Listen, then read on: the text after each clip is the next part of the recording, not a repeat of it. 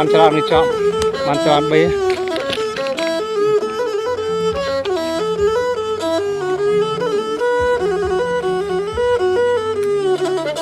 ở đây vòng ta